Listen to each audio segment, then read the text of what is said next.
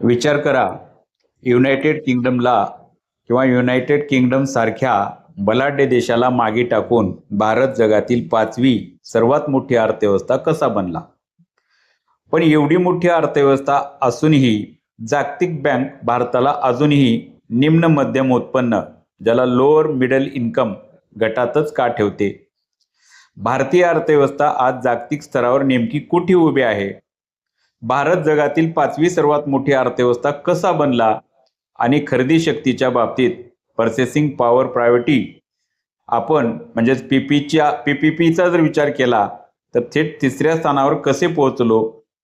जागतिक बँक आणि IMF म्हणजे वर्ल्ड बँक आणि इंटरनॅशनल मॉनिटरी फंड भारत आणि जगातील इतर देशाचे वर्गीकरण नेमके कोणत्या निकषावर करतात. नॉमिनल GDP आणि PPP यामध्ये नक्की काय फरक असतो. MPSC आणि UPSC परीक्षेच्या दृष्टीने हे सर्व संकल्पनात्मक आणि आकडेवारीचे मुद्दे अत्यंत महत्त्वाचे आहेत. आजच्या या व्हिडिओमध्ये आपण भारताकडे किंवा भारताचे जागतिक अर्थव्यवस्थेतील स्थान या विषयावर सविस्तर विश्लेषण आणि सोप्या भाषेत नोट्स पाहणार आहोत. चला तर मग सुरू करूया. नमस्कार विद्यार्थी मित्रांनो, मी माधव सुरवसे. आजचा विषय भारताचे जागतिक अर्थव्यवस्थेतील स्थान कशा पद्धतीचे आहे याच्याबद्दल माहिती घ्यायची आहे. आता जागतिक अर्थव्यवस्था कशी मोजली जाते किंवा तिची वर्गवारी कशा पद्धतीची केली जाते याच्या पार्श्वभूमीबद्दल आपणाला थोडक्यात बोलता येईल. तर जागतिक अर्थव्यवस्थेचे जे प्रकार आहेत किंवा जागतिक अर्थव्यवस्थेचे जे मोजमाप आहेत ते प्रामुख्याने 2 घटक करतात. एक आहे वर्ल्ड बँक आणि दुसरी आहे जे IMF.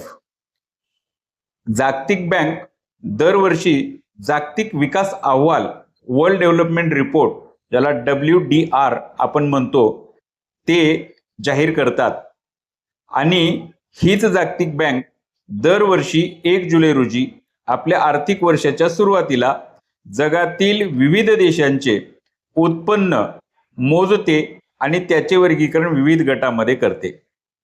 आणि हे जे उत्पन्न मोजण्याचं कार्य आहे किंवा हे जे वर्गीकरण आहे हे दरडोई स्थूल उत्पन्न per capita gross national income, ज्याला तुम्ही GNI या संदर्भात किंवा या निकषाच्या आधारावर ते करत असते.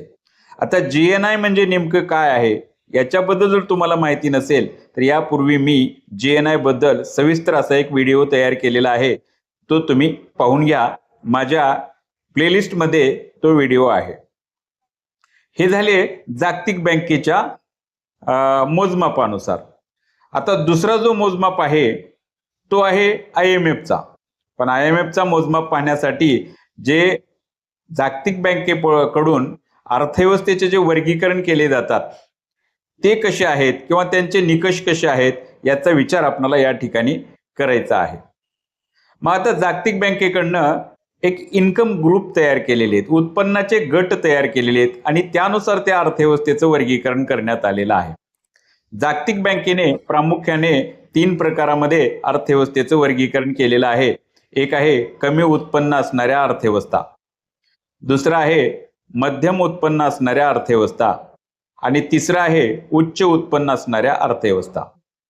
आता यामध्ये सुद्धा आपणाला थोडासा वर्गीकरणाचा विचार करत असताना जे मध्यम उत्पन्न गट आहेत किंवा ज्याला मिडल इन्कम ग्रुप जे आहेत त्याचे पुन्हा आपणाला 2 प्रकारामध्ये विभागणी केलेली दिसते. एक आहे निम्न मध्यम उत्पन्न लोअर मिडल इन्कम आणि दुसरा आहे उच्च मध्यम उत्पन्न, ज्याला अप्पर मिडल इन्कम असं म्हणण्यात आलेलं आहे. आता नेमके हे 3 प्रकार जागतिक अर्थव्यवस्थेने कशाच्या आधारावर पाडलेले आहेत तर ते आहे तुमच्या उत्पन्नावर आणि हे आहे GNI वर. म्हणजे दरडोई GNI मर्यादा जी आहे US डॉलरमध्ये मोजली जाते आणि त्यानुसार याचे वर्गीकरण केलेले आहे. मग आता कमी उत्पन्न अर्थव्यवस्था लो इन्कम अर्थव्यवस्था जे आहेत ते साधारणतः त्याचा जर विचार करायचा असेल तर $1046 पेक्षा कमी जे उत्पन्न कमवणारे किंवा उत्पन्न मिळवणारे राष्ट्र आहेत त्याचा विचार या कमी उत्पन्न असणाऱ्या अर्थव्यवस्थेमध्ये करावा लागेल.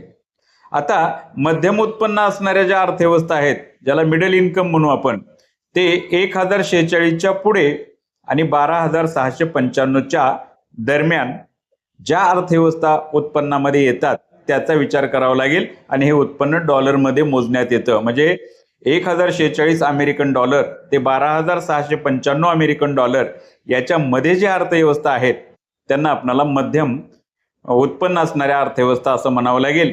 मग याचे आपण दोन प्रकार पाडलेले आहेत. एक आहे लोअर मिडल इन्कम असणारे. लोअर मिडल काय आहे? 1046 पासून ते 4,095 अमेरिकन डॉलर उत्पन्न ज्यांचं आहे त्यांना या गटामध्ये स्थान देण्यात आलेलं आहे. म्हणजे निम्न मध्यम उत्पन्न गटामध्ये यांचं स्थान निर्माण केलेलं आहे. आणि दुसरा जो आहे 4,096 पासून ते 12,695 अमेरिकन डॉलर इथपर्यंत ज्यांचं उत्पन्न आहे त्यांना उच्च मध्यम उत्पन्न गटामध्ये म्हणजेच अप्पर मिडल इन्कम गटामध्ये स्थान देण्यात आलेलं आहे.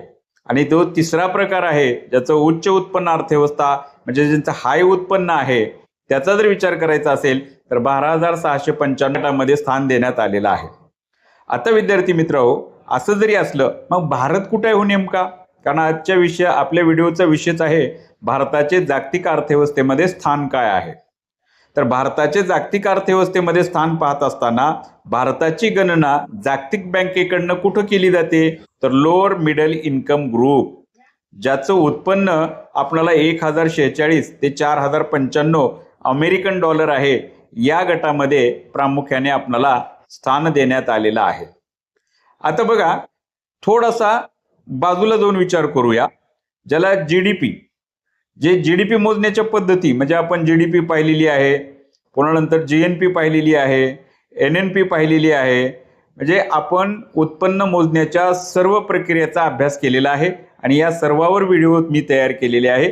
तुम्ही जर ते पाहिले नसतील तर अवश्य या की त्या ठिकाणी हे व्हिडिओ तुम्हाला मिळतील. आता विविध देशाच्या जीडीपीची तुलना करण्यासाठी देशांतर्गत चलनाचे अमेरिकन डॉलरमध्ये रूपांतर केले जाते. यासाठी दोन मुख्य आधार मानले जाते किंवा दर मानले जातात. एक आहे नॉमिनल एक्सचेंज रेट, ज्याला तुम्ही मौद्रिक विनिमय दर म्हणतात. हे दोन देशाच्या चलनामधील प्रत्यक्ष खरेदी विक्रीचा दर दर्शवतो. आणि दुसरा आहे क्रय शक्ती म्हणजेच पर्चेसिंग पॉवर प्रायोरिटी, PPP, क्रय शक्ती समानता, ज्याला तुम्ही खरेदी शक्तीची समानता म्हणतात. याचा जर विचार करायचा असेल तर दोन चलनाची वास्तविक किंवा तौलनिक खरेदी शक्ती दर्शवते.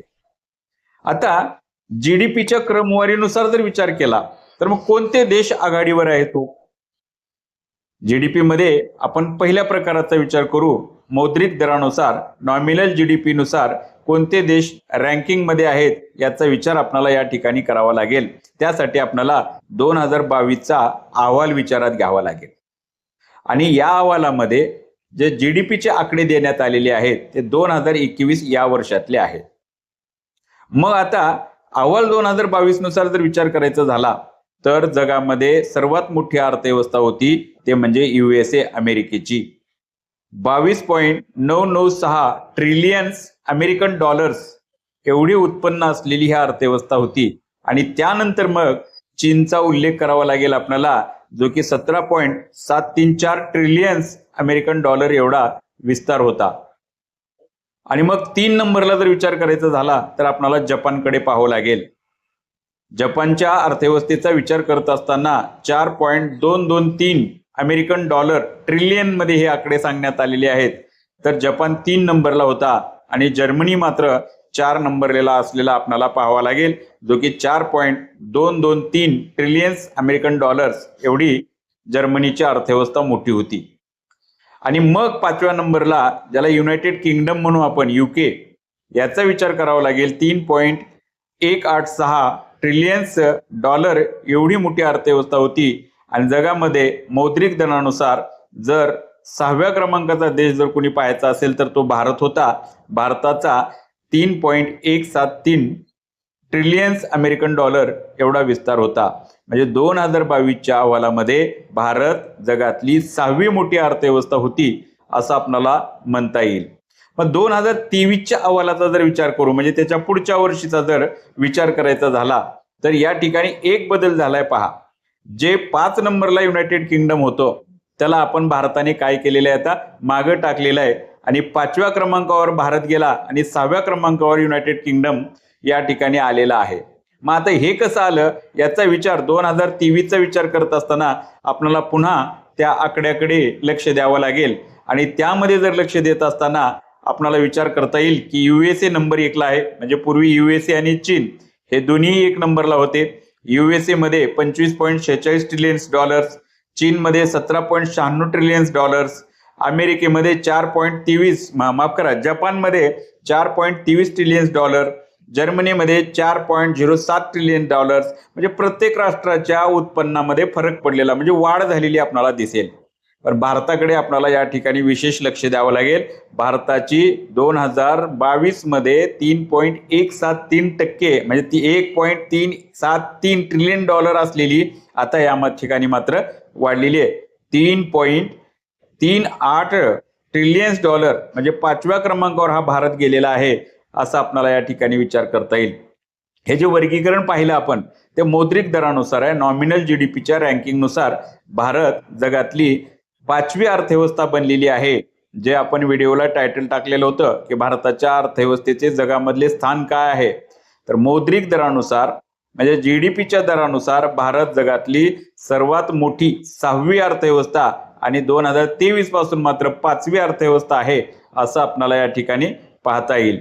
आता आपण दुसऱ्या प्रकाराकडे वळू जे की पीपीपी दरानुसार पर्चेसिंग पॉवर प्रायोरिटीचा जर विचार करायचा असेल, रँकिंगचा जर विचार करायचा असेल तर पुन्हा आपल्याला 2022चा अहवाल पाहावा लागेल आणि 2022च्या अहवालाचा जर विचार करायचा असेल, चीन जगातली बघा जीडीपी नुसार अमेरिका जगातली सर्वात मोठी होती, पण खर्च करण्याच्या क्षमतेचा जर विचार करायचा झाला तर चीन जगातली सर्वात मोठी अर्थव्यवस्था होती जे की $27.31 ट्रिलियन एवढी खर्च पॉवर आमच्या चीन देशाकडे होता.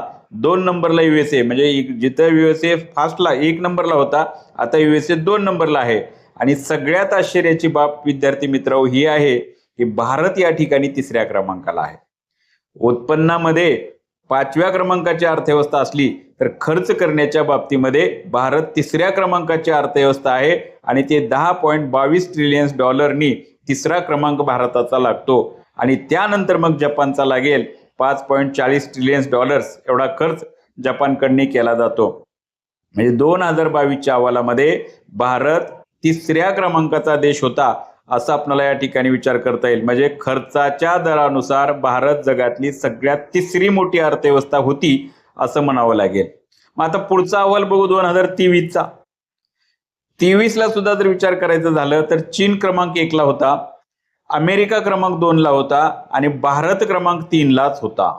म्हणजे 3रा क्रमांक हा भारताचा क्रय शक्तीच्या बाबतीत आहे, पर्चेसिंग पॉवर मध्ये आहे असं म्हणावं लागेल. पण या ठिकाणी खर्चाचे आकडे मात्र वाढलेले आहेत. चीन 2022 मध्ये $27 ट्रिलियन होता तर 2023 मध्ये $30 ट्रिलियन एवढा आहे. USAचाही आकडा वाढलेला आहे आणि विशेष बाब म्हणजे भारत 10.22 ट्रिलियन असणारा 11.87 ट्रिलियन झालेला आहे असं म्हणावं लागेल.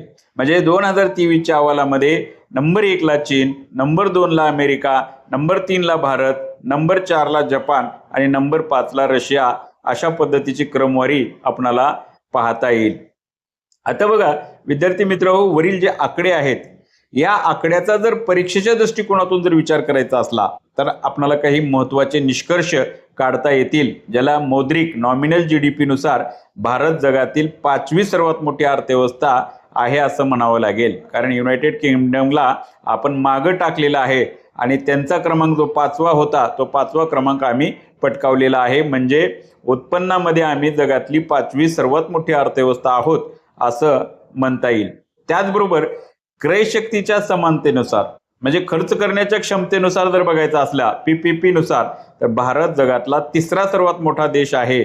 चीन आणि अमेरिकेच्या नंतर जर सर्वाधिक जास्त खर्च कुठं केलेला असेल तर तो भारत देशाने केलेला आहे असं म्हणावं लागेल.